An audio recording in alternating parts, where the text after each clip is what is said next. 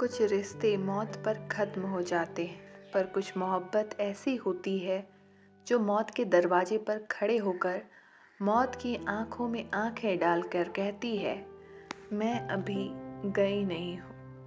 अमृता प्रीतम ने जब अपनी जिंदगी की आखिरी सांसें गिनते हुए ये नज्म लिखी, तो ये उनका अपने महबूब इमरोज से सिर्फ एक वादा नहीं था, बल्कि मौत पर उनकी जीत का ऐलान था। चलिए आज अमृता की रूह की आवाज सुनते हैं।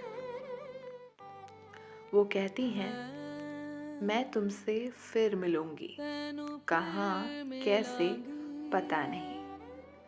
शायद तुम्हारी कल्पना की एक चिंगारी बनकर तुम्हारे कैनवस पर उतरूंगी, या शायद तुम्हारे कैनवस पर एक खामोश लकीर बनकर तुम्हें खामोश तकती रहूंगी,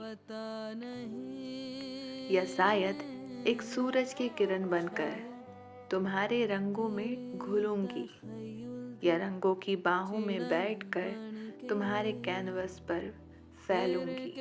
मुझे पता नहीं कहाँ और कैसे, लेकिन मैं तुमसे फिर मिलूंगी। जैसे एक तड़प बनती है, जैसे एक राज होता है, मैं वही तड़प, वही राज बनकर तुम्हारे जिस्म में ढलूंगी।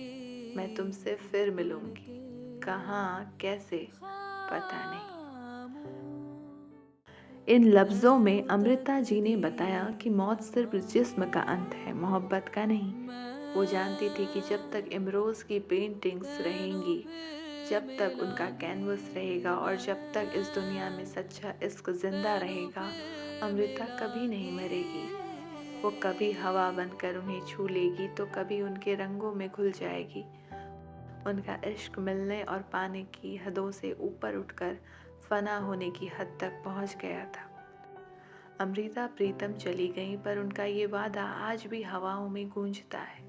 ये नज्म हर उस दिल के लिए है जिसने किसी को खोया है, पर उनकी यादों को अपनी सांसों में बसा कर रखा है।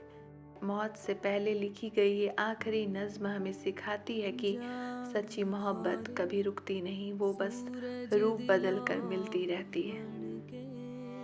मैं तुमसे फिर मिलूंगी, हमेशा के लिए।